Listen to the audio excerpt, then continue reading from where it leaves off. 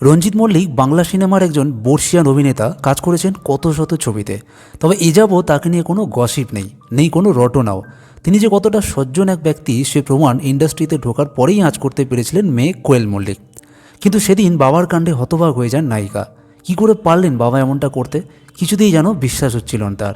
কিন্তু কী এমন ঘটেছিলেন রঞ্জিত মল্লিক, জানাবো সেই খবর। তবে বন্ধুরা, তার আগে চ্যানেলে যদি নতুন হন চ্যানেলটি সাবস্ক্রাইব করে সঙ্গে থাকুন, তাহলে বিনোদনের এরকম ভালো ভালো ভিডিও পেতে দেখবেন এই চ্যানেলের মাধ্যমে। আর ভিডিওটি শেষ অবধি দেখতে থাকুন।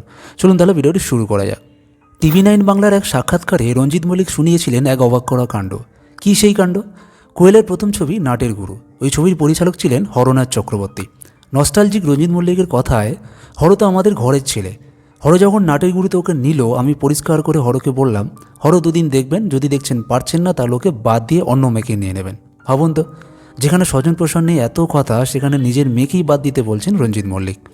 কিন্তু কোয়েল কিছুই বলেননি। রঞ্জিত মল্লিকের কথায় কোয়েল তো বিশ্বাসই করতে পারেনি। বলে, বাবা তুমি আমায় বাদ দিয়ে দিতে বললে? আসলে কি বলুন, বাদ দেওয়ার কথা তিনি বলেছিলেন দুটো কারণে। একটা তো ফিল্ম তৈরি করতে অনেক টাকা লাগে, তাই নতুন মেয়ে যদি ঠিক করে টানতে না পারে। আর দুই, যদি কোনো কারণে রিজেক্টেড হয়ে যায়, পরে বাবা হিসাবে তার তো একটা খারাপ লাগার ব্যাপার থেকেই যায়। তাই তিনি আগে থেকেই বলে রেখেছিলেন বাজে করলে যেন তাকে বাদ দেওয়া হয়। কিন্তু কোয়েলের ভাগ্য ভালো, সবটাতেই ভালো হয়েছিল, এমনটাই বলছেন রঞ্জিত মল্লিক। কিন্তু সত্যি কি ভাগ্যের জন্যই ভালো হয়েছে? শুধু ভাগ্য ভালো হলেই তো আর হয় না। নিজেকে প্রতিছবিতে দক্ষতার সঙ্গে প্রমাণ করেছেন নায়িকা। আজ তিনি পরিচিত টলি কুইন হিসাবে। বাবা টাবা দিয়ে হবে না, মেয়েকে সাবধান করেছিলেন রঞ্জিত মল্লিক। আর বাবার সেই কথা অক্ষরে অক্ষরে মেনে চলেই আজ কিন্তু সফল কোয়েল মল্লিক। বন্ধুরা, রঞ্জিত মল্লিক আর কোয়েল মল্লিককে আপনাদের কেমন লাগে কমেন্ট করে জানান। আর বিনোদনের এরকম আরও ভিডিও পেতে চ্যানেলটি সাবস্ক্রাইব করে বেল আইকনটি প্রেস করে রাখুন।